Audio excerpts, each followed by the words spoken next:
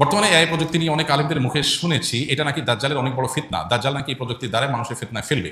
এই কথাটি কতখানি যুক্তিসঙ্গত তা কোন হাদিসের আলোকে পেশ করুন, আর এআই সম্পর্কে কিছু দিক নির্দেশনামূলক বার্তা দিন। এআইকে দাজ্জালের ফিতনা বলছেন অনেকে, এটা তাদের গবেষণা, এটা তাদের ইস্তিহাদ লাহু ফাহাম, যিনি বলেছেন এটা কোনো হাতমি বিষয় না, এটা কোনো কোরআন সুন্নাহ বর্ণিত মানসুস কোনো বিষয় না যে হ্যাঁ এআই এর ব্যাপারে হাদিস কোরআন আসছে। কোনো আলেমের গবেষণা, তার কাছে মনে হয়েছে যে এটাই আস্তে আস্তে মানুষকে দাজ্জালের ফিতনার মতো বিভ্রান্তির দিকে নিয়ে যেতে পারে।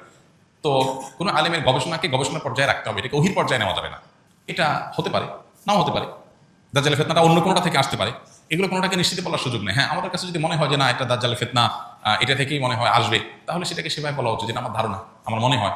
মানুষকে সতর্ক আমি করতেই পারি, বাট নিশ্চিতভাবে আমি বলে দিলাম এই রাইট আমার নাই, কারণ আমার কাছে ওহি আসেনি এবং আমি এটা বলতে পারি না অন্য কোনো ওয়ে থেকেও দাজ্জালের ফিতনা আসতে পারে। তবে এটা ঠিক যে এটা এক ধরনের ফিতনা এবং বিভ্রান্তিতে মানুষকে ফেলে দিচ্ছে, উম্মাকে ফেলে দিচ্ছে এবং নানাবিধ ফিতনার দুয়ার উন্মোচন করছে। ফিতনা কোথায় গিয়ে ঠেকবে, কত বড় আকার ধারণ করবে, সেটা আল্লাহু আলাম। পাশাপাশি এর ব্যবহারের কথা বলেছেন। ব্যবহারের বিষয়ে এআই দিয়ে যদি শরঈ কোনো কাজ করে কেউ, গায়রে শরঈ কাজ না করে, তো জায়েজ। এটা একটা টুল বা এটা একটা টেকনোলজি, এটাকে ব্যবহার করে যদি শরিয়া নিষিদ্ধ নয় এমন কাজ কেউ করে, তাহলে সেটা করতে অসুবিধা নেই। কিন্তু শরিয়া যেটা নিষিদ্ধ সেরকম কাজ যদি কেউ করে, প্রতারণামূলক কিছু করলো, কোনো সৃষ্টির অবয়ব তৈরি করলো, এমন কিছু করলো যেটা শরিয়া অনুমোদন করে না, তাহলে সেটা এআই দিয়ে করলেও নাজায়েজ হবে, অন্য কোনোভাবে করলেও কি হবে, নাজায়েজ হবে, হারাম হবে।